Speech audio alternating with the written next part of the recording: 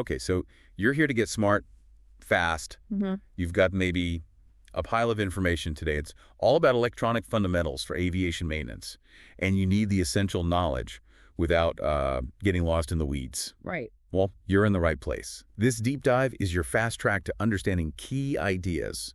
Semiconductors, the tiny powerhouses, printed circuit boards, their organized homes, and servomechanisms, the systems that create automated movement. And it's crucial to remember these aren't separate worlds.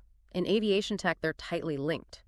Knowing how these three areas work together is, well, vital for anyone keeping aircraft in top shape. Definitely. Think of it as learning the core vocabulary of modern avionics. Exactly. We're aiming for clarity, engagement, and, those satisfying aha moments. Yeah. All without information overload. Sounds good. Okay, let's unpack this, starting with the fundamental building blocks. Yeah. Semiconductors. Semiconductors. They've truly changed electronics. They took the place of vacuum tubes for some very, very good reasons. Like what, specifically? Well, consider size and weight. Semiconductors are much smaller and lighter. They also run on much lower voltages, use less power, and are far more reliable. Much longer lifespan. Okay. Plus, unlike vacuum tubes, they don't need any warm-up time. Instant on. That sounds like a huge step forward. But were vacuum tubes completely out of the picture then? Not entirely, no.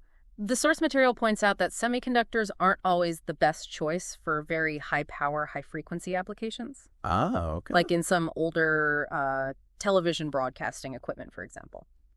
Also, and this is important, they're much more sensitive to electrostatic discharge, or ESD. ESD, right. We'll definitely need to circle back to that when we talk about handling. Exactly. How to handle them safely. Good to know the details. So, what exactly are these semiconductor materials? We're talking about things like silicon and germanium, right? Precisely.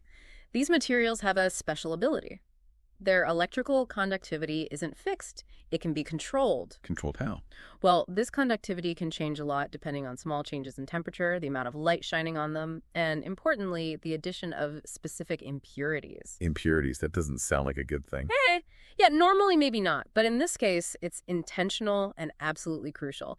We call this process doping. Doping. Got it. But before we get fully into that, it's probably helpful to know the difference between discrete devices and integrated circuits. Okay. Discrete devices are individual components like single diodes and transistors. Integrated circuits, or ICs, on the other hand, they're complex systems containing millions or even billions of these discrete components, all made and connected on a single tiny piece of semiconductor material, often silicon. We call it a wafer or substrate. And in aviation, the source really emphasizes using these integrated circuits. Why are they so favored? Well, mainly because they last a long time, they're very reliable, and they can withstand tough operating conditions, something aircraft, often encounter. Makes perfect sense. Now, you mentioned doping, but to understand that, we need to look closely at the atom itself, especially the valence shell. Correct. The valence shell is the outermost ring of electrons around an atom. And the number of electrons in this shell determines the material's chemical behavior. Right. When this outer shell is full, meaning it has the maximum number of electrons it can hold, those electrons are held very tightly. Materials with full valence shells don't let electrons flow easily, making them good insulators. Insulators like helium or neon? Exactly. Think of elements like helium, neon, argon. They all have full outer shells. Okay, so insulators have full shells. What about conductors, like copper? Conductors, on the other hand, are materials where electrons in incomplete valence shells can move freely between atoms. These are called free electrons, and their movement is what creates electric current. And where does silicon fit into all of this? It's not a perfect insulator or a great conductor, right? It's a semiconductor. Exactly. Silicon has 4 electrons in its valence shell. It readily forms a lattice structure, a regular pattern of atoms in a crystal, where each silicon atom shares electrons with its neighbors. Okay, sharing electrons, covalent bonds. Right. This sharing fills the valence shell of each atom, giving it 8 electrons. In this pure state, with no free electrons and no space to accept any, silicon acts as a somewhat poor insulator. So, to make it more conductive, we introduce those impurities. The doping process. How does that work? Doping involves adding specific elements to the molten silicon. For example, elements like arsenic or phosphorus, they have 5 valence electrons. 1 extra electron compared to silicon's 4. Precisely. When mixed into the silicon lattice, these extra electrons don't fit neatly into the shared bonds and become free electrons, greatly increasing conductivity. Because these impurities donate extra electrons, silicon doped with them is called an N-type semiconductor. The N stands for negative charge carrier, the electron. It's also known as a donor material. Key insight. Doping with donor materials increases conductivity by adding free electrons. That's the essence of it. That makes sense. More free electrons, more current flow. What about the other type, P-type? For P-type semiconductors, we dope silicon with elements that have only 3 valence electrons, such as boron, gallium, or indium. So one fewer electron than silicon needs for those full bonds. Exactly. When these are incorporated into the silicon lattice, there are spots where an electron is missing, resulting in what we call a hole. A hole, like a space for an electron. Kind of. These holes aren't actual particles, but rather the absence of an electron. However, they help current flow because electrons from nearby atoms can move into these holes, effectively making the hole move. I see. Since these impurities accept electrons, this type of doped silicon is called P-type material or an acceptor material. Here, the holes are considered the majority current carriers. Key insight. Doping with acceptor materials creates holes which facilitate current flow. Okay, so N-type has extra electrons, P-type has these holes. Right. And that leads to the concept of majority and minority carriers. That's a key difference, isn't it? Seems like it. Precisely. In N-type material, electrons are the majority carriers and holes are the minority carriers. In P-type material, it's the other way around. Holes are the majority and electrons are the minority. Okay. Both types can conduct electricity, just through different primary mechanisms. Now, the real magic happens when you bring these two types of semiconductor material together to form a PN junction. Ah, the fundamental building block of many semiconductor devices, like the diode. What happens at this junction? Well, when P-type and N-type materials are joined, some of the free electrons from the N side diffuse across the junction into the P side, where they recombine with holes. And vice versa, holes move too. Similarly, yes, some holes from the P side diffuse into the N side and recombine with electrons. This diffusion creates a region around the junction that is depleted of free charge carriers. Hence, it's called the depletion region, or depletion zone. Depleted, so less conductive right there at the junction. Essentially, yes. And this depletion region has an electrical effect, right? It might do. Yes.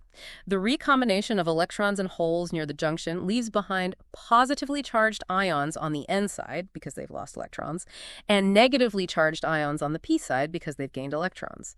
This separation of charge creates an electric field across the depletion region. Like a tiny internal battery. Sort of, yeah. It creates a potential difference, which opposes further diffusion of charge carriers. This is what forms the basis of a diode's functionality. So how does this PN junction behave when we apply an external voltage? Let's say positive to P, negative to N. If we connect the positive terminal of a voltage source to the P side and the negative terminal to the N side, we're applying a forward bias. This external voltage opposes the potential across the depletion region, effectively shrinking it. Shrinking the gap. Right. When the forward bias is large enough, around 0.5 to 0.7 volts for silicon, the depletion region becomes very narrow, allowing electrons and holes to easily cross the junction, resulting in a significant current flow. That's the on state for a diode. What about the off state? Reversing the voltage. If we reverse the polarity of the applied voltage, connecting the positive terminal to the N side and the negative to the P side, we're applying a reverse bias. This voltage reinforces the potential across the depletion region, widening it. Making the gap bigger. Exactly, widening it and making it even harder for charge carriers to cross the junction. This results in a very small current flow, typically in the microampere range, leakage current. Okay. So the PN junction acts as a one-way valve for electrical current, low resistance in one direction, high resistance in the other. The fundamental principle behind the semiconductor, diode's ability to rectify AC current into pulsating DC current. Precisely. A one-way valve. Simple, but incredibly useful. Now, what are some of the key characteristics we need to know about diodes? Performance specs. Yeah, there are several important parameters. The peak inverse voltage, or PIV, think of it as the maximum back pressure the diode can handle without breaking down. Okay, maximum reverse voltage. Right.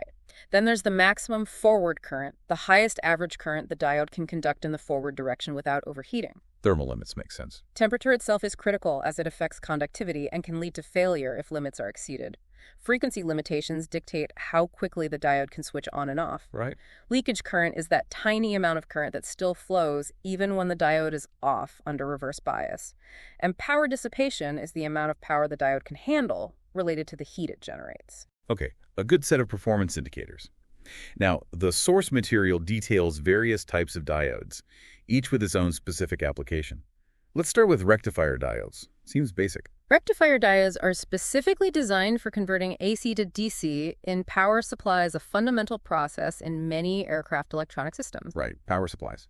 They typically have moderate voltage ratings, often between 50 and 1,000 volts, and can handle significant forward currents, sometimes up to 300 amperes in larger versions. Wow, 300 amps, that's substantial. It is.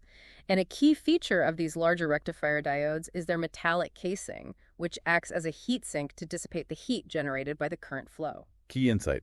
Rectifier diodes are used in power supplies to convert AC to DC. Got it. What about Schottky diodes? They sound a bit different. They are. A Schottky diode has a junction formed between a metal, like gold or platinum, and a doped semiconductor, usually N-type silicon. Metal semiconductor, not PN. Correct.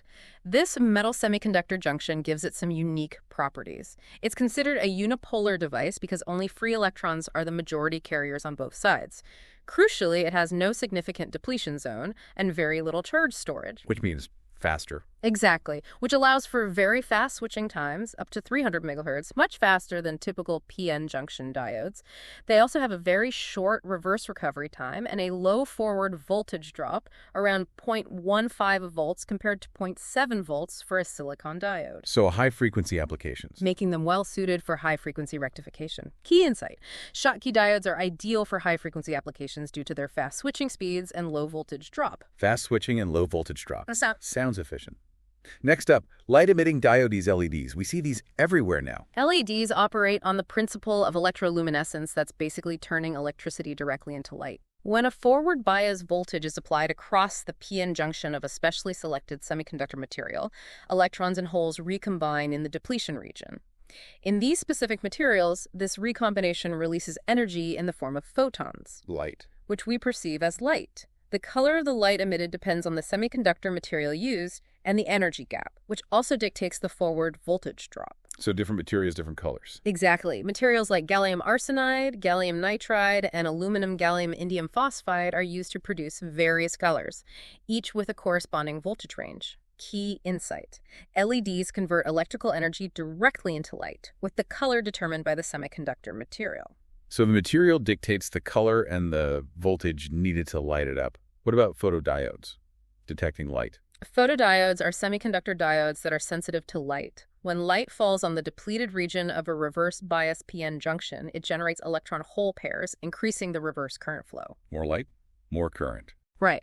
This change in current is proportional to the intensity of the incident light, making them useful as light detectors. The source specifically mentions photoconductive diodes in this category. Key insight. Photodiodes detect light by converting light intensity into an electrical current. And then there are varictor diodes, or varicaps. The name suggests they have something to do with capacitance, variable capacitor. Exactly. A varictor diode is designed to behave like a voltage-controlled variable capacitor. How does that work in a diode? Well, the PN junction itself acts as the dielectric, insulating material, and the P and N regions act as the plates of a capacitor. The depletion region, being devoid of charge carriers, forms an insulation gap. Oh. The width of this depletion region, and therefore the capacitance, is controlled by the reverse bias voltage applied across the diode. Increasing the reverse bias widens the depletion region, increasing the distance between the plates, and thus decreasing the capacitance. So more reverse voltage, less capacitance. The relationship is inverse, yes. These are used in tuned resonant circuits, as illustrated in the source with an example involving a potentiometer, RF choke, capacitors, and an inductor to vary the resonant frequency. Tuning circuits, right? A basic ohmmeter test can give a rough indication of function, high reverse resistance, and low forward resistance with a significant ratio between them. Key insight. Varictor diodes act as voltage-controlled capacitors used in tuning circuits. Interesting. A diode acting like a capacitor. What about varistors? They sound similar, but have a different suffix. Resistor. Varistors are voltage-dependent resistors used for overvoltage protection, like a safety valve for electrical spikes. How do they protect? Their resistance is high at normal operating voltages, but when the voltage exceeds a certain threshold, their resistance drops dramatically, allowing them to shunt excess current away from sensitive components. Like a short circuit for the spike? Essentially, yes. The source mentions zinc oxide, ZNO, and silicon carbide, EASA, as common materials with characteristic nonlinear current voltage curves. Key insight. Varistors protect circuits from overvoltage by dramatically reducing resistance at high voltages. So they're like a safety valve for voltage spikes. Next on the list, Zener diodes. These are for voltage regulation, right? That's their main job. Zener diodes are specifically designed to operate in the reverse breakdown region. Breakdown is usually bad, though. For regular diodes, yes, it can be destructive. But Zener diodes are designed to have a well-defined and stable breakdown voltage. When the reverse voltage across a Zener diode reaches its Zener voltage, it will conduct current while maintaining a relatively constant voltage across its terminals. Holding the voltage steady. Exactly. This property makes them crucial for voltage regulation circuits, ensuring a stable voltage supply to sensitive components. Key insight. Zener diodes regulate voltage by maintaining a constant voltage across their terminals in reverse breakdown. And finally, for our initial diode deep dive, silicon-controlled rectifiers, SCRs, or thyristors. They sound more complex. They are a bit more complex. An SCR is essentially a 4-layer PNPN semiconductor device with 3 terminals: anode, cathode, and gate. 4 layers and the gate. Right. Unlike a simple diode, an SCR doesn't conduct current in the forward direction until a small current is briefly applied to its gate terminal. Once triggered, it latches into a conducting state and will continue to conduct even if the gate signal is removed, as long as the current through it doesn't fall below a certain holding current. So it stays on until the current drops. Essentially, yes. They act as electronically controlled switches and are used in power control applications. The source notes their latching behavior once the gate is triggered. Key insight. SCRs act as electronically controlled switches that latch on once triggered. Quite a variety of diodes, each with a specific role. Now, the source also briefly touches on testing these devices. We mentioned the ohmmeter test for varistors. What about general diode testing? As we noted, an ohmmeter can be used for a basic confidence check by measuring the resistance across the diode in both forward and reverse bias. Low one way, high the other. You should see a low resistance in the forward direction and a high resistance in the reverse direction. A very high resistance in both directions suggests an open diode, while a very low resistance in both indicates a short. But you mentioned limitations. Exactly. It's crucial to understand the limitations of this test. The ohmmeter uses a much lower voltage than the diode typically operates at in a circuit, so a diode might test good, but still fail under normal operating conditions. Okay. Also, different ohmmeters can give slightly different readings due to their internal resistances and battery voltage. Therefore, the source emphasizes that a conclusive check requires a dynamic electrical test. Testing under load, essentially. Measuring the diode's forward current and reverse current parameters under conditions closer to its actual operation, often using specialized crystal diode test sets. Key insight. Ohmmeter testing provides a basic check, but dynamic testing is needed for a conclusive assessment of diode function. Good to keep those limitations in mind. Now, what about using diodes in circuits? We know they can rectify AC. Are there other applications? Yes, the source details several. Clipper circuits, also known as limiters, use diodes to restrict the output voltage to a certain range, effectively clipping off portions of the input waveform. Cutting off the peaks. Exactly. They can be configured to clip either the positive or negative half cycles. Clamper circuits, on the other hand, shift the entire voltage level of a signal either up or down without altering its shape. Shifting the baseline. Right. And rectifier circuits, as we discussed, convert AC to DC. The simplest is a half-wave rectifier, which only allows current flow during one half of the AC cycle, making it rather inefficient. Only using half the power. Correct. Full-wave rectifiers, using arrangements like parallel diodes or a bridge rectifier configuration, utilize both halves of the AC cycle for a more efficient DC output. Key insight. Diodes are used in clippers to limit voltage, in clampers to shift voltage levels, and in rectifiers to convert AC to DC. And the source also mentions voltage doublers and triplers. That sounds intriguing, getting more voltage out. These circuits use combinations of clamper and peak rectifier circuits to generate DC output voltages that are 2 or 3 times the peak value of the AC input voltage. Wow. They essentially charge capacitors to the peak voltage during one cycle and then add those voltages in series during subsequent cycles. Clever. Where are they used? These are particularly useful in applications requiring very high DC voltages, such as in microwave and radar equipment, as mentioned in the source. Key insight. Voltage multiplier circuits using diodes can generate high DC voltages from lower AC inputs. Fascinating how these basic components can be combined to achieve such varied functions. Now let's move on from diodes to another fundamental semiconductor device, the transistor. Transistors, the real workhorses. They're 3-terminal devices typically labeled emitter, collector, and base for bipolar junction transistors, or BJTs. Or drain, source, and gate for field effect transistors, FETs. Exactly. Their primary function is to act as either electronic switches or amplifiers. A small voltage or current applied to one terminal can control a much larger current flow between the other 2 terminals. So a small input signal can control a large output, like an electronic valve. That's a good analogy. The source focuses initially on bipolar junction transistors, BJTs. What are the key things to know about them? Well, BJTs consist of 2 PN junctions, formed by 3 layers of doped semiconductor material. You have PNP transistors. PNP sandwich. Right, with a layer of N-type material sandwiched between 2 P-type layers, and NPN transistors. NPN, with a P-type layer between 2 N-type layers. The source reminds us that the arrow in the schematic symbol always points from the P-type material to the N-type material. Okay, the arrow shows the P to N direction, and how do they work? When a small current is applied to the base of a BJT, it controls the flow of a much larger current between the collector and the emitter. Amplification. Yes. When fully on or saturated, it acts like a closed switch. In the active region between cutoff and saturation, it behaves as an amplifier. Key insight. BJTs are current-controlled devices used for switching and amplification. And just like diodes, there's a basic ohmmeter test we can do for BJTs as a quick check. Yes, a similar approach can be used as a confidence check. You can think of a BJT as 2 back-to-back diodes, one between the base and the emitter, and another between the base and the collector. Testing each junction like a diode. Pretty much. By measuring the resistance between these pairs in both forward and reverse biases using the ohmmeter's middle resistance range, you can get an indication of whether the junctions are intact and not shorted or open. So for NPN, base positive to emitter negative should be low resistance. Correct. And high resistance the other way. The same should hold for the base collector junction. However, just like with diodes, this ohmmeter test is not conclusive due to the low test voltage. Same limitation. Right.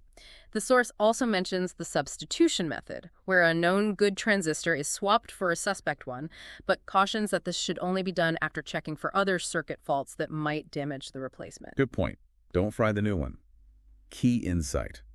Ohmmeter tests can provide a basic indication of BJT health, but are not definitive. Exactly. Right, it's a preliminary check, not a definitive diagnosis. Yeah. But the source emphasizes the importance of transistors as building blocks. Absolutely. Transistors are the fundamental components from which all modern electronic devices are constructed, from simple logic gates to complex microprocessor chips containing hundreds of millions or even billions of them on a single integrated circuit. Billion. Yeah. The continuous miniaturization of transistors and ICs is what has driven the incredible advancements in computing power and the shrinking size of electronic devices, including those used in sophisticated avionics systems. Now, we briefly touched on field effect transistors, FETs. How do they differ from BJTs? The key difference is that BJTs are current-controlled devices with 2 PN junctions, while FETs are voltage-controlled devices with only 1 PN junction. Voltage-controlled versus current-controlled. That's the main thing. There are 2 main types of FETs: junction FETs, JFETs, and metal oxide FETs, MOSFETs. The source briefly explains the operation of a JFET. How does that work? It has a channel of N-type or P-type semiconductor material between the drain and source terminals. A gate terminal forms a PN junction with this channel. By applying a voltage to the gate, you can modulate the width of the depletion zone within the channel. Squeeze in the channel. Sort of. A negative gate voltage on an N-channel JHET, for example, reverse biases the PN junction, widening the depletion zone and effectively narrowing the conductive channel, thus reducing the current flow between the source and drain. So the gate voltage controls the current. Okay. Key insight. FETs are voltage-controlled devices, offering an alternative to current-controlled BJTs for switching and amplification. Right. Voltage control versus current control. That's a fundamental distinction. The source also briefly mentions four-layer diodes and Shockley diodes. Where do they fit in? These are less commonly encountered than standard diodes or transistors, but are related to SCRs. A four-layer diode, as the name suggests, has four semiconductor layers and behaves somewhat like two transistors connected together. Okay. The Shockley diode is another four-layer device that, when its breakover voltage is reached, conducts current until the applied voltage is removed. These are precursors to, or related in function to, the silicon-controlled rectifier, SCR, we discussed earlier. Specialized switches. Key insight. Four-layer and Shockley diodes are specialized devices related to SCRs and exhibit unique switching characteristics. Exactly. Okay, a quick look at some specialized devices. Now let's talk about how transistors are used in amplifier circuits.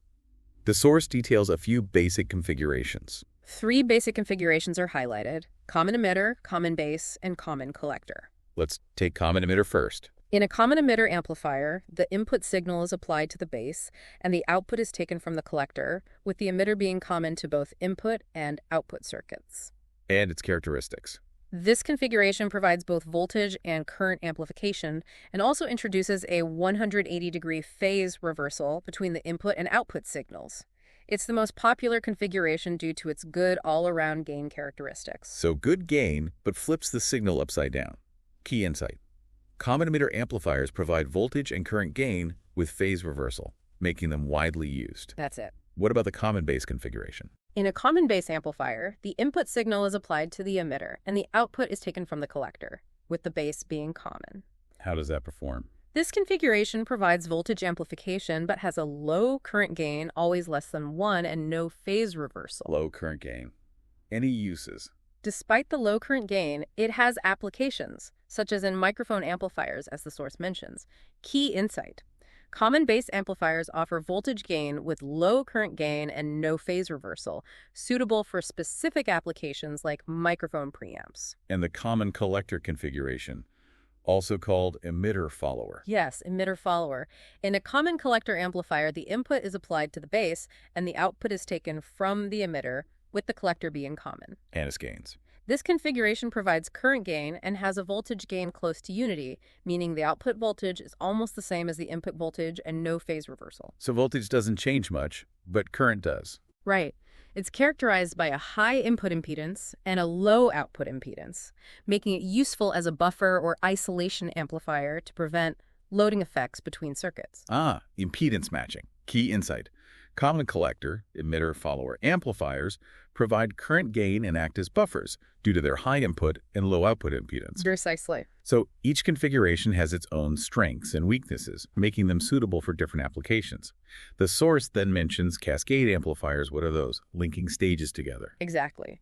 When a single transistor amplifier doesn't provide enough gain, multiple amplifier stages can be connected in cascade, meaning the output of one stage is fed into the input of the next. And the overall gain. The overall voltage gain of a cascade amplifier is the product of the gains of each individual stage, allowing for much higher levels of amplification. The source mentions that multi-stage amplifiers often use positive feedback to achieve good performance. But positive feedback can sometimes be a tricky thing, right? Can cause oscillations. Exactly. While carefully controlled positive feedback can enhance performance, excessive positive feedback can lead to instability and cause the amplifier to oscillate, generating unwanted signals. Right. The source also briefly touches upon the quiescent operating point, or Q point. The idle setting. Basically, yes, it's the steady-state DC voltage or current at a transistor's terminals with no input signal. Maintaining a stable Q point is crucial for proper amplifier operation to ensure the transistor operates correctly over varying input signal levels and temperatures. Okay, stability is key. Now, how are these amplifier stages connected together? The source lists a few coupling methods. 4 main coupling methods are described. Direct coupling involves directly connecting the output of one stage to the input of the next. Simple, but any drawbacks? Well, it provides a good frequency response because it doesn't use frequency-sensitive components like capacitors or inductors. However, it can lead to issues with impedance matching and the propagation of DC bias levels between stages. It's used in applications like pulse amplifiers and regulator circuits. Okay, what about RC coupling? Resistor capacitor. Resistive capacitive coupling, or RC coupling, is the most common method. It uses a capacitor to block the DC bias from the previous stage while allowing the AC signal to pass to the next stage, along with resistors to establish the bias for the following stage. Blocks DC, passes AC. Right. This avoids impedance matching issues but can affect the low frequency response due to the capacitor. Makes sense. And impedance coupling, using an inductor. Impedance coupling uses an inductor as the load for the first stage, and the signal is then coupled to the next stage. And transformer coupling. Transformer coupling uses a transformer between stages, with the primary winding acting as the load for the first stage and the secondary providing the input to the next. While costly, transformer coupling can be very efficient and aids significantly in impedance matching. Different trade-offs. Key insight. Different amplifier coupling methods offer various trade-offs in frequency response, impedance matching, and DC bias isolation. That sums it up. Okay, different ways to link the stages, each with its own trade-offs. The source then talks about push-pull amplifiers. These sound like they're designed for power. That's correct. Push-pull amplifiers are designed to deliver substantial amounts of power to a load, such as loudspeakers or servo motors. How do they work? 2 transistors. They typically use 2 transistors that are biased in such a way that they conduct alternately, with one amplifying the positive half cycle of the input signal and the other amplifying the negative half cycle. One pushes, the other pulls. Sort of, yeah. These halves are then combined at the output to reproduce an amplified version of the original signal. Push-pull amplifiers are often operated in Class B mode, meaning each transistor conducts for approximately 50% of the input cycle. More efficient. Yes, this gives them a higher power conversion efficiency compared to Class A amplifiers, and they require smaller heat sinks. However, they can have higher harmonic distortion and require a well-regulated power supply. Trade-offs again. Key insight. Push-pull amplifiers offer high power output with better efficiency, making them suitable for driving power-hungry components like motors and speakers. Right. Higher power with better efficiency. Important for many applications. Next up, oscillators. We mentioned instability in amplifiers could lead to oscillation. How do dedicated oscillators work? Oscillators are circuits designed to generate periodic waveforms, such as sine waves or square waves. They rely on controlled, positive feedback. Controlled feedback this time. Yes. An amplifier takes a portion of its output signal and feeds it back to the input in phase, reinforcing the signal and sustaining oscillations. Oscillator circuits often include automatic bias control mechanisms to stabilize the amplitude of the oscillations at the desired level. How does that work? If the amplitude starts to increase, the bias is adjusted to reduce the amplifier's gain, and vice versa. This helps to maintain a stable output amplitude and frequency. Key insight. Oscillators generate periodic signals using controlled positive feedback. And then the source mentions multivibrators, square waves. Multivibrators are a type of oscillator circuit that typically uses 2 cross-coupled amplifier stages with feedback networks and time delay capacitors. They are designed to produce square wave outputs. Oh. The circuit alternates between 2 states, with one amplifier saturated on while the other is cut off, and then they switch. The time period of each state is determined by the RC time constant of resistor-capacitor networks in the switch. Let them make back and forth. Exactly. The source shows an example using 2 common emitter amplifier circuits. Key insight. Multivibrators are oscillators that produce square wave outputs using switching between 2 amplifier states. So multivibrators are the go-to for generating those digital-friendly square waves. Yeah. The conversation then shifts to integrated circuits ICs. We've alluded to their importance. What more does the source tell us? Well, the source highlights 2 major logic families used in ICs. TTL, which is transistor logic, and CMOS, complementary metal oxide semiconductor. TTL and CMOS. What's the difference? TTL circuits primarily use bipolar transistors and typically operate with a plus 5-volt power supply using positive logic. High voltage is logic 1. Low voltage is logic 0. Okay, 5 volts, positive logic. CMOS. CMOS circuits, on the other hand, are built using metal oxide semiconductor transistors.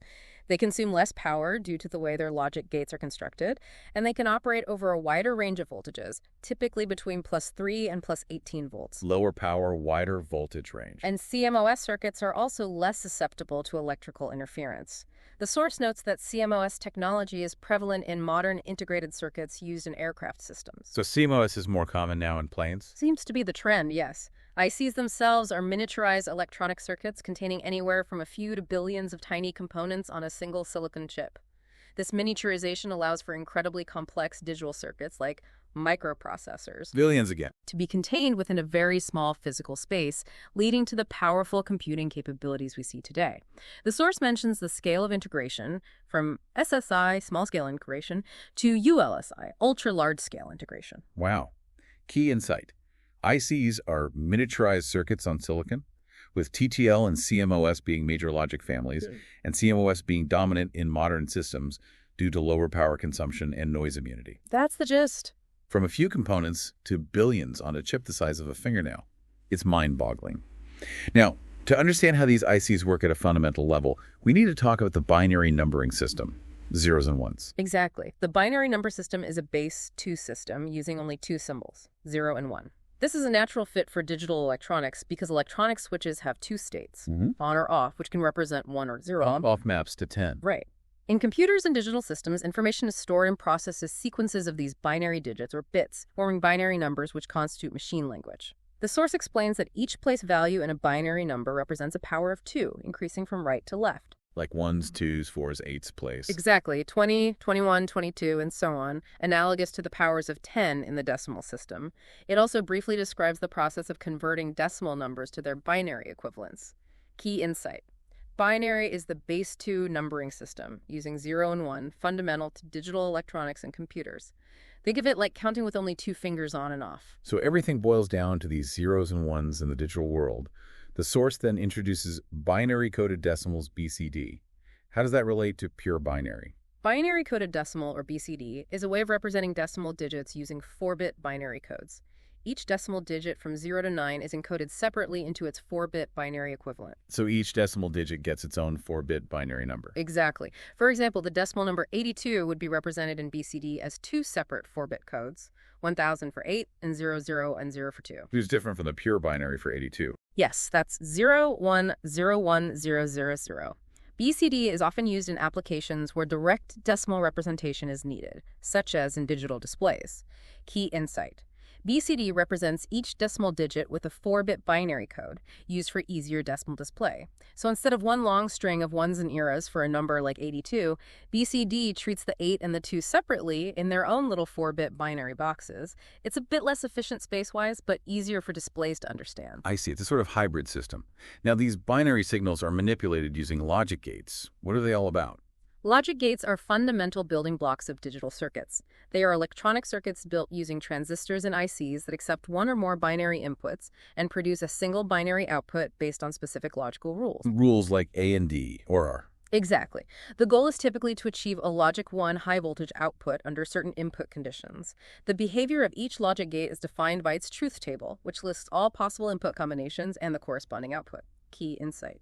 Logic gates are electronic switches that perform basic logical operations on binary inputs to produce a binary output. And the source goes through some of the key logic gates. Let's recap them briefly. Andy. We have the AND gate, which outputs a logic 1 only if all of its inputs are logic 1. Okay. The OR gate outputs a logic 1 if at least one of its inputs is logic 1. Not. The NOT gate, or inverter, has a single input and reverses it. A logic 1 in D gives a logic 0 out, and vice versa. NAND, not AND. The NAND gate is an AND gate followed by a NOT gate, so it outputs a logic 0 only if all inputs are logic 1. NOR, not OR. The NOR gate is an OR gate followed by a NOT gate, outputting a logic 0 if any input is logic 1. XOR, exclusive OR. The exclusive or XOR gate outputs a logic 1 if the inputs are different. One is 1 and the other is 0, and a logic 0 if they're the same. And XNOR, exclusive NOR. Finally, the exclusive NOR XOR gate is the inverse of the XOR gate, outputting a logic 1 if the inputs are the same and a logic 0 if they are different. Key insight. Each logic gate performs a specific Boolean logic function on binary inputs. Quite a logical family. The source also mentions negative logic gates. How do they differ? Logic 0 is active. Basically, yes. Negative logic gates are where the meaning of the voltage levels is reversed. Instead of high voltage being logic 1 and low being logic 0, in negative logic, low voltage is considered logic 1 and high voltage is logic 0. Okay.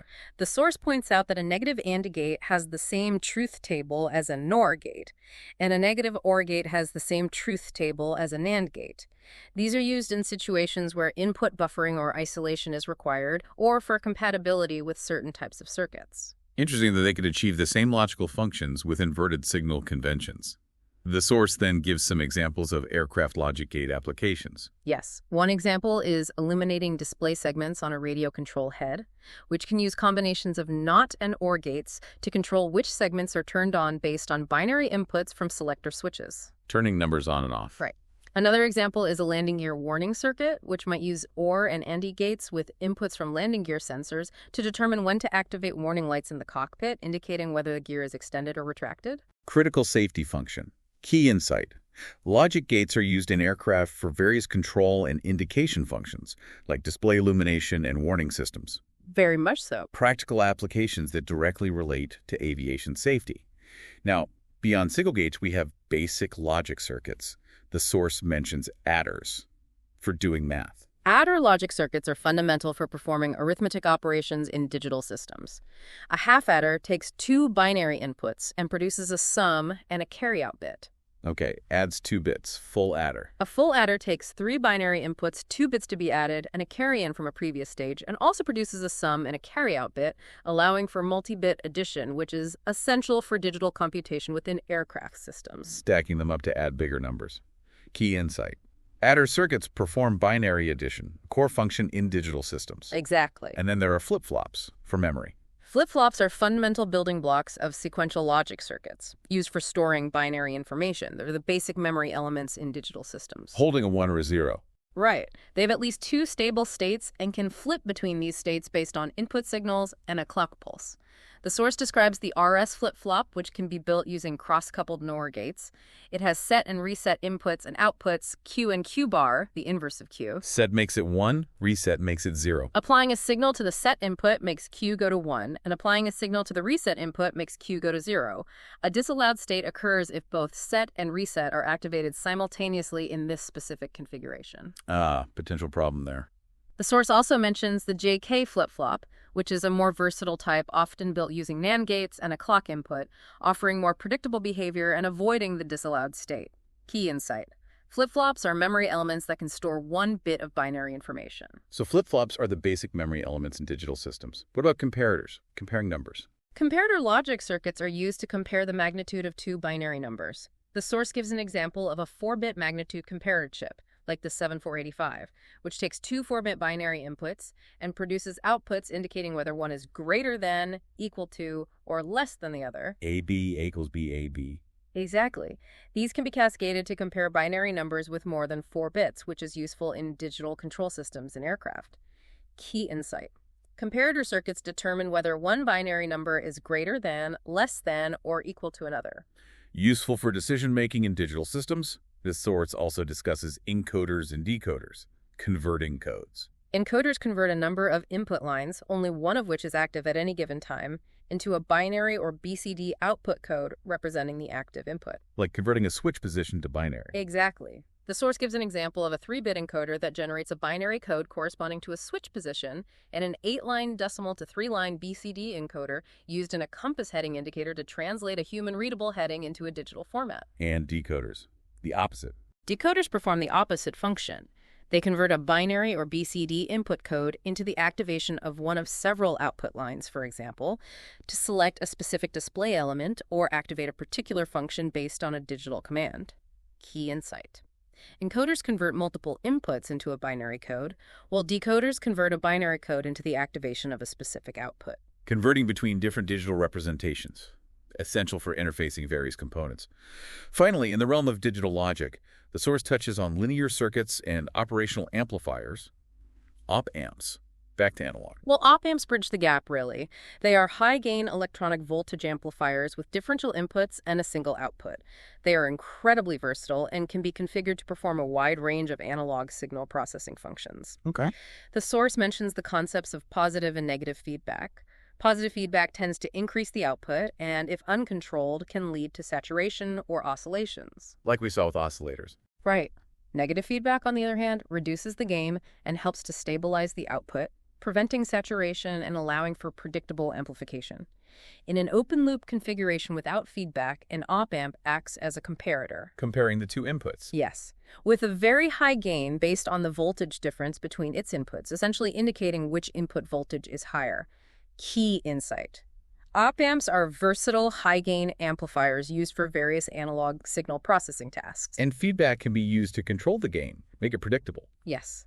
By adding a negative feedback network, typically using resistors, the gain of the op-amp can be precisely controlled and made independent of the op-amp's internal variations. The source gives the formula for the gain in a basic inverting amplifier configuration as RIN, where RF is the feedback resistor and RIN is the input resistor. So the external resistors set the gain. Key insight.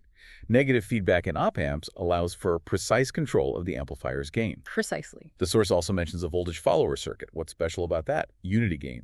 A voltage follower is a specific op-amp configuration that uses 100% negative feedback, resulting in a voltage gain of 1 unity gain. So output voltage equals input voltage. Why?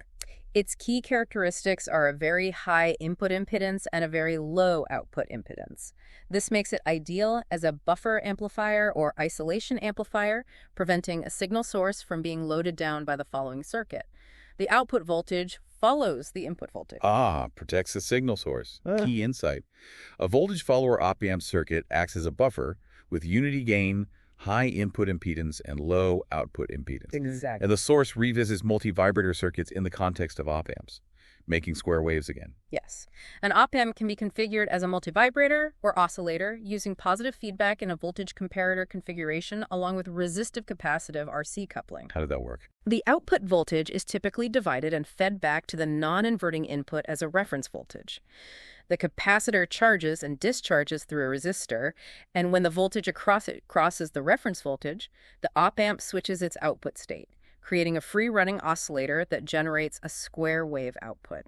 The frequency of oscillation is determined by the RC time constant. Using the op-amp's switching behavior. Key insight. Op-amps can be used to build multi-vibrator circuits that generate square wave signals. That's the idea. And finally, a very brief mention of integrator and differentiator circuits using op-amps, doing calculus. Essentially, yes. These are more advanced applications where the op-amp, along with resistors and capacitors, is configured to perform mathematical operations on the input signal. An integrator circuit produces an output voltage that is proportional to the integral of the input voltage over time. Summing it up over time. While a differentiator circuit produces an output voltage proportional to the rate of change of the input voltage. Key insight. Op-amps can be configured as integrator and differentiator circuits to perform calculus-based operations on analog signals. A whirlwind tour of the semiconductor world. Now let's move on to the physical structures that house these electronic components, all those chips and diodes we've been talking about. And that brings us to printed circuit boards, or PCBs. Right, PCBs. They are the foundation upon which most modern electronic circuits are built. They provide not only the electrical connections between components through thin conductive metal tracks called traces. A little copper line. Exactly, but also the mechanical support to hold them in place. This approach significantly saves space and weight compared to traditional point-to-point wiring, which is crucial in aviation applications where every ounce counts. Absolutely. The source mentions that PCBs are used in nearly all electronic devices, from simple computer mice to complex avionic systems, providing a reliable and organized way to assemble circuits. So how are these PCBs actually made? It's not just drawing lines, right? Okay, no. The manufacturing process typically starts with a dielectric substrate material, often a fiberglass composite, to which a thin layer of copper foil is bonded. Okay, copper-clad board. Then the circuit pattern, defining the traces, is applied to the copper using an etch-resistive ink. The board is then subjected to a chemical etching process, which removes the unwanted copper, leaving behind only the conductive traces that form the electrical pathways of the circuit. Etching away the excess copper. Key insight. PCBs are made by etching copper from a substrate to leave conductive traces according to a circuit design. That's the core process. And there are different types of PCBs, right? Single layer and double layer come to mind. Yes. Single-layer boards have components mounted on one side and the copper traces on the other. In older designs, components had leads that were inserted through holes drilled in the board and soldered to the traces on the opposite side. This is known as through-hole technology. Leads go through the board. Right. Double-layer boards have copper traces and can have components on both sides, offering more circuit density. Through-hole technology has largely been superseded by surface mount technology, or SMT. SMT components sit on the surface. Exactly. In SMT, components have small leads or contacts that are soldered directly to copper pads on the surface of the board, on the same side as the traces. This allows for even more components to be placed on a board, Packing them in tighter. although it can be more challenging to align and solder these tiny components. The source also mentions ball grid arrays, or BGA, as a space-saving variation of SMT, where the leads are replaced by small solder balls on the bottom of the component, allowing for very high pin counts in a small area. BGAs for complex chips. Key insight. PCBs can be single-layer or multi-layer, and components are attached using either through-hole or surface mount technology, SMT, with SMT allowing for higher component density. Right. SMT definitely sounds like it enables greater miniaturization. And how are these components actually attached to the board? We mentioned soldering. Is it still done by hand? Hand soldering was common in the past, especially with single-layer boards. However, modern high-volume manufacturing uses automated techniques like flow soldering and reflow soldering. Flow soldering, like a wave. Kind of. Flow soldering is typically used for through-hole components, where the board is passed over a bath of molten solder, and the solder is drawn up through the plated through holes by capillary action to form the joints. And reflow for SMT. Reflow soldering is the primary method for SMT. Solder paste is applied to the copper mounting pads, the surface mount components are placed on the paste, and the entire board is then heated in a reflow oven under controlled conditions to melt the solder and form the connections. Heating the whole board. Key insight. Components are attached to PCBs primarily through flow soldering for through-hole or reflow soldering for SMT. Those are the main automated methods. And what about more complex circuits? The source mentions multi-layered boards, more than 2 copper layers. Yes. Multi-layered boards have more than 2 layers of conductive traces, separated by insulating layers. These layers are interconnected electrically using vias, essentially conductive tunnels between the layers. Vias, like tiny vertical wires through the board. That's a good way to think of them. The source describes different types of vias: through-hole vias, which go all the way through the board; blind vias, which connect an outer layer to one or more inner layers; buried vias, which connect only internal layers; and thermal vias, used specifically to conduct heat away from power-dissipating components. Different types or different connections. Sounds complex to design. Very. The design of multi-layered PCBs is very complex and typically requires computer-aided design software to ensure precise alignment of the traces across the various layers. These boards enable very complex circuits and can accommodate a wide variety of components, including ICs in dual-inline and BGA packages, as well as microprocessors. Key insight. Multi-layered PCBs use conductive pathways called vias to connect multiple layers of circuitry, allowing for highly complex and dense designs. More layers mean more complexity, but also greater circuit density. Are there any downsides to these multi-layered designs? Interference. That's a key concern. The source mentions that at high frequencies, unintended capacitive and inductive coupling can occur between the closely spaced layers in multi-layered boards, potentially leading to signal integrity issues, basically. The signals can interfere with each other. Crosstalk. Exactly. Modern PCB design, therefore, relies heavily on computer modeling to anticipate and mitigate these problems. The source gives an example where a circuit trace smaller than 30 square centimeters at 100 megahertz can cause radio frequency coupling interference. Need careful design at high frequencies. Key insight. Multi-layered PCBs can experience signal interference at high frequencies due to coupling between layers, requiring careful design and modeling. Right. High frequencies bring their own set of challenges. Now, we need to talk about a major threat to these electronic components. Electrostatic discharge, ESD. The silent chiller. ESD is a very real risk in electronics handling and maintenance. It's the sudden flow of electric charge between two objects caused by a buildup of static electricity. This buildup is often generated by friction, especially in environments with low humidity, which are common. Like walking across a carpet and touching a doorknob. Zap. Exactly. The source gives some startling examples. Simply walking across a carpet can generate thousands of volts of static electricity, and many common plastics can produce even higher charges. Even the electrostatic field around a charged person can be enough to damage sensitive components without direct contact. Wow. Without even touching it. And a direct touch can result in a damaging electrostatic discharge. And the problem is getting worse with smaller components, isn't it? More delicate. Exactly. As component technology advances towards higher speeds and greater functionality, the physical size of the components is shrinking. This miniaturization makes them increasingly susceptible to damage from even lower discharge voltages.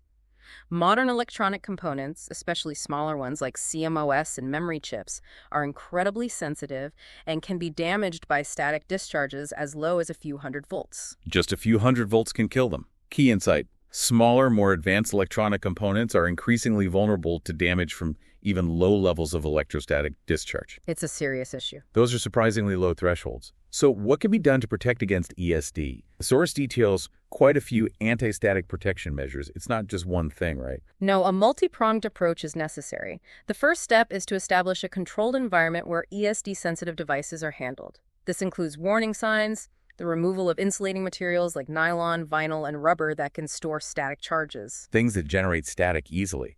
Right. And requiring personnel to wear anti-static smocks and conductive footwear or heel straps that are properly grounded to safely dissipate any static buildup. Grounding the person. And what about the workstation itself? A static-safe workstation is crucial. This should have conductive floor and table mats with a specified surface resistivity, typically connected to a common ground point through a 1 megaohm resistor for safety. Under resistor. For safety. It allows static charges to dissipate slowly and safely rather than a sudden, potentially harmful discharge if you touched a live circuit while grounded directly. Anti-static wrist straps are also essential. They must fit securely to make good electrical contact with the skin and be connected to the same common ground point via a 1 megaohm resistor in the coil cord. Okay, grounded mats and wrist straps with safety resistors. Key insight. Static-safe workstations use grounded conductive mats and wrist straps to prevent ESD. That's the core setup. So grounding is a recurring theme here. How do you ensure these grounding measures are working? That the strap is good? Grounding test stations are used to verify the functionality of anti-static devices, like wrist straps, footwear, and cords before entering the static safe area. A green indicator light typically confirms that the device is working correctly. Quick check before you start work. Key insight. Test stations verify the proper functioning of anti-static grounding equipment. Essential step. The source also mentioned the ionizers. What role do they play? Blowing charged air. Sort of. Ionizers are used to neutralize charged insulators in the environment that cannot be easily removed, like plastic housings or styrofoam. They release positive and negative ions into the air. These ions are attracted to oppositely charged surfaces, effectively neutralizing the static charge. Neutralizing things you can't ground directly. Yeah. Key insight. Ionizers neutralize static charges on non-conductive materials by releasing ions into the air. Exactly. And what about the handling of the components themselves? Yeah. Transporting them. Installing them. Special handling procedures are vital. ESD-sensitive components should be transported in closed conductive containers that are grounded. Before opening these containers, personnel should discharge any static buildup on their body by wearing a grounded anti-static wrist strap. Ground yourself before opening the bag. Absolutely. Grounded soldering irons should always be used when installing ESD-sensitive components. Furthermore, these components should be packaged in electrostatic shielded conductive bags. The silvery bag. Right. Made of laminated materials with conductive, insulating, and anti-static layers, clearly labeled with a warning symbol to indicate their sensitivity. Key insight. ESD-sensitive components require careful handling, grounded tools, and specialized conductive packaging. It sounds like a comprehensive set of precautions is necessary to minimize the risk of ESD damage. Okay, now for our final major topic. Servomechanisms. These are about automatic powered motion, right? Like autopilots. Exactly. A servo mechanism is an electric control system that uses a low-energy input signal to automatically control a powered mechanism, producing motion or force. This often involves driving electric or hydraulic motors to achieve rotary or linear motion. And use where in aircraft? Servo mechanisms are integral to many critical aviation systems, including automatic flight control systems, autopilots, flight instrumentation, auto throttle systems, and radar antenna systems. Essentially, any system requiring precise automated movement. So they're the workhorses behind a lot of automated functions in an aircraft. Yeah. The source starts by talking about feedback. Why is that so important in servo mechanisms? Closing the loop. Feedback is a fundamental principle of closed-loop systems, which is what most servo mechanisms are. It involves taking a portion of the output of a system and feeding it back as an input, creating a closed loop of cause and effect. This allows the system to self-correct. Unlike an open-loop system. Right. The source contrasts this with open-loop systems, like a basic voltmeter, which have no feedback and whose accuracy depends entirely on the calibration and stability of its components and can be affected by environmental factors. Closed-loop systems, by using feedback, continuously compare the desired input with the actual output and make adjustments to minimize the difference, or error. Comparing what you want with what you have. Key insight. Feedback in servomechanisms allows for self-correction by comparing desired and actual output. That's the core idea. So feedback enables this self-correction. What are the key components of a closed-loop servomechanism? What makes it work? The basic components include an error detector, also called a follow-up, which compares the desired input to the actual state of the system and generates an error signal proportional to the difference. And the error signal tells it how far off it is. Exactly. This error signal is then amplified by an amplifier to a level sufficient to drive the servo motor, which is the component that actually moves the load or produces the force. Error detector, amplifier, motor. And the output of the system, such as the position of the load, is then measured by a sensor and fed back to the error detector to close the loop and allow for continuous correction. Key insight. A servo mechanism consists of an error detector, amplifier, servo motor, and a feedback mechanism. And what kind of sensors or transducers are used to provide this feedback signal? The source mentions analog transducers.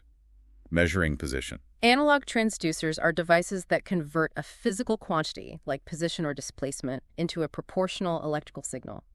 The source specifically introduces linear variable differential transformers, LVDTs, for measuring linear displacement. Straight line motion. And rotary variable differential transformers, RVDTs, for measuring rotational displacement. Turning motion. How do they work? These devices work on the principle of electromagnetic induction. They have a primary coil that is excited by an AC voltage and one or more secondary coils. The movement of a core in LVDTs, or a rotor in RVDTs, changes the magnetic coupling between the primary and secondary coils, inducing a voltage in the secondaries that is proportional to the displacement. Moving core changes the output voltage. Key insight. LVDTs and RVDTs are analog transducers used to convert linear and rotary motion into proportional electrical signals for feedback. Right. So mechanical movement translates into an electrical signal that can be used for feedback. The source then goes into detail about synchro systems. These sound crucial for position monitoring, transmitting position info. Synchro systems are indeed vital for transmitting angular position information from one point to another, often incorporating feedback for accuracy. The term synchro is short for synchronous and refers to electrical systems, typically consisting of a transmitter and a receiver, that can measure, transmit, and indicate a certain parameter, primarily angular position. Okay. This source describes several types of synchro systems. Let's break them down. It starts with DC Selson systems, using DC. Yes. A DC Selson system uses a resistance winding transmitter with taps spaced 120 degrees apart. As a contact arm moves along this winding based on the input shaft position, it distributes DC current through the toroidal windings of the indicator motor, the receiver. This creates a magnetic field that interacts with a permanent magnet rotor in the indicator, causing it to align with the transmitter's rotor position. The receiver includes a damping device to prevent hunting. Hunting. Oscillating. Yes, oscillations around the desired position. Key insight. DC Selson systems transmit angular position using DC currents and resistive windings. Damping sounds important for smooth operation. What about AC synchros like Autosyn and Magnuson systems, using AC now? AC synchros use electromagnetic rotors that are energized with AC voltage and three-phase stators that are not externally energized in both the transmitter and the receiver. They function as rotary transformers. How do they synchronize? If the transmitter and receiver rotors are at the same angle, the induced stator voltages are identical and no current flows. However, if the transmitter rotor moves, the stator voltages differ, creating a current in the receiver stator that produces a torque, aligning its rotor with the transmitters. The difference creates torque. Exactly. Both Autosyn and Magnuson systems achieve this, and they are often used in high-performance aircraft instrumentation and autopilots for precise position indication. Key insight. AC synchros use AC-energized rotors and induce stator voltages to transmit angular position. So AC synchros rely on these induced voltages and torques for position synchronization. Next, torque synchro systems.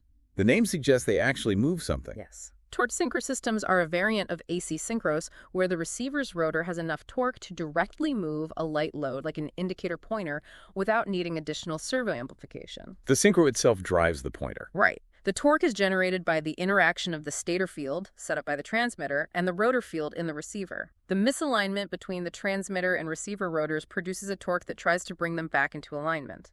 The maximum torque occurs at 90 and 270 degrees of misalignment. Key insight. Torque synchros provide enough torque in the receiver to directly drive indicators. What about control synchro systems, with components like the control transformer, CT, used in servo loops? Exactly. Control synchro systems are used in closed-loop servo systems. A control transformer, CT, is a type of synchro receiver. The transmitter rotor's position sets up voltages in the CT's stator. The voltage output from the CT's rotor is an error signal. The error signal again. Yes, that is proportional to the difference between the desired position set by the transmitter and the actual position of the load being controlled. This error signal, after amplification, drives the servo motor to reduce the error to 0. And when is the error 0? The CT's rotor output is 0, or at a null, when it's oriented at 90 degrees to the axis of the stator magnetic field, indicating that the desired and actual positions are aligned. Key insight. Control synchro systems use a control transformer to generate an error signal for closed-loop servo control. So the control transformer provides the crucial error signal for the servo loop. The source then discusses differential synchro systems, combining inputs. Differential synchro systems are used when you need to combine or compare position information from multiple sources. They include a torque differential transmitter, TDX, in addition to a torque transmitter, TX, and a torque receiver, TR. 3 units now. Right. The TDX has a 3-phase winding on its rotor that accepts 2 position inputs simultaneously, one mechanical, say from a control stick, and one electrical, perhaps from an attitude and heading reference system. Mechanical and electrical inputs. It then outputs the sum or difference of these 2 inputs on its stator, which can then be sent to a torque receiver to display the combined information or used as an input to another control system. Key insight. Differential syncros combine or compare angular position information from multiple sources. A way to mathematically combine positional inputs electromechanically. Next up, resolver synchro systems. The name suggests they resolve something, angles. Resolvers are used for high-accuracy angular position transmission. They are essentially variable transformers with 2 stator windings placed at 90 degrees to each other and a single rotor winding that is energized with an AC voltage. 2 stators at 90 degrees. What's the output? The output voltages from the 2 stator windings are sine and cosine functions of the rotor's angular position. This allows for precise resolution of the angular position into its rectangular coordinates, making them very accurate for position feedback. Sine and cosine outputs. Very precise. Key insight. Resolver synchros provide high-accuracy angular position information as sine and cosine voltage outputs. Exactly, high accuracy. High accuracy is key for many aviation applications. The source also mentions inductance transmitters, using inductance changes. Inductance transmitters use a pivoting sensor or bar that changes the inductance in secondary windings as its position varies within an electromagnetic field. The change in inductance, and thus the output signal from the secondary windings, is proportional to the sensor's position. Key insight. Inductance transmitters convert position changes into variations in inductance, producing a corresponding electrical signal. And finally, capacitance transmitters. How do they work? Like fuel gauges. Yes, that's a prime example. Capacitance transmitters utilize the principle of variable capacitance. The capacitance of a sensor changes based on the position of a moving plate or the level of a dielectric material between capacitor plates. The fuel level changes the capacitance. Exactly. A common aviation application is measuring fuel quantity in fuel tanks using capacitance probes. As the fuel level changes, the dielectric material, fuel or air, between the probe's inner and outer plates changes, altering the capacitance. This change in capacitance is typically measured using a capacitance bridge circuit to determine the fuel quantity. Key insight.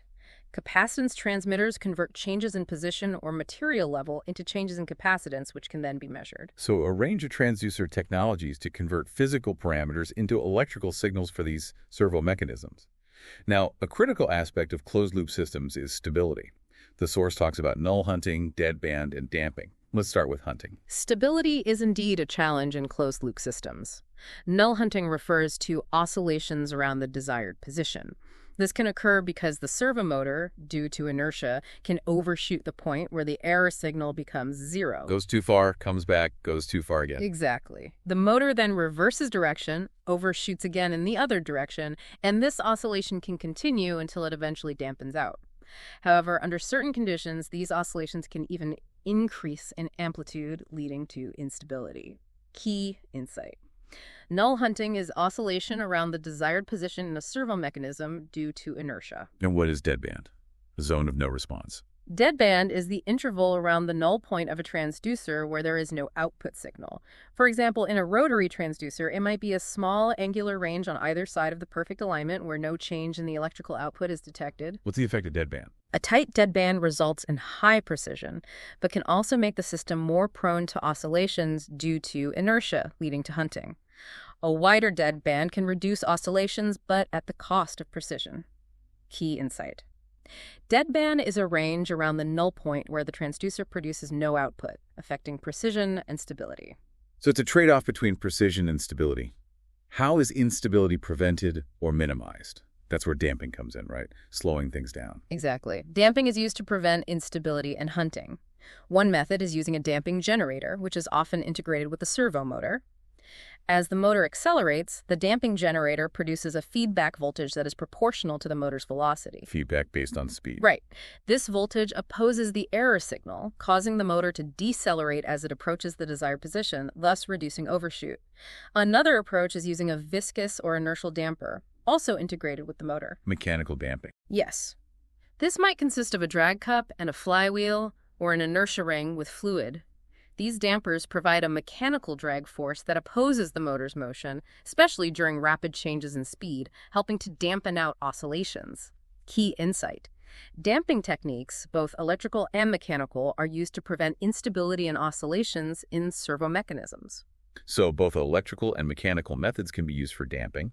The source also briefly mentions other potential servo mechanism defects beyond hunting. Yes, other factors can affect the performance and stability of servo mechanisms, including the stiffness of the gear train, friction in the load being driven, the starting voltage of the motor, saturation of the amplifier's gain, and the transient response of the system to changes in the input. Lots of things to consider. And what about defects specific to synchro systems themselves? They're not perfect either. No, they're not. Synchros are subject to two main types of errors. Inherent electrical errors arising from design limitations, such as the distribution of windings, which can cause the magnetic flux wave to deviate from an ideal sine wave. Design limitations. And there are also random manufacturing defects that vary from unit to unit, such as inaccuracies in the air gap between the rotor and stator, like stator ellipticity, or imbalances in the stator winding impedance, which can lead to non-uniform flux amplitude. Manufacturing variations. Right. So both design and manufacturing tolerances can introduce errors in synchro system performance. Well, we've covered a lot of ground: semiconductors, PCBs, and servo mechanisms, all fundamental to aviation electronics. Indeed. Understanding these core concepts from the EASA Module 4B2 provides a really solid foundation for anyone involved in aircraft maintenance. These aren't just isolated topics, they are the interconnected building blocks of the complex electronic systems that underpin modern aviation. Absolutely. This deep dive has hopefully given you a clearer and more engaging understanding of these essential electronic fundamentals without, overwhelming you. So what does this all mean? Consider this. The continuous advancements in semiconductor technology, leading to ever smaller and more powerful integrated circuits, are constantly shaping the design and maintenance of modern aircraft systems. Constant change. How will these advancements continue to impact the avionics we see in the future, and what new maintenance challenges and opportunities will they bring as the fundamental components themselves become increasingly intricate and powerful? It's definitely something to think about and perhaps explore further based on what piqued your interest in our discussion today.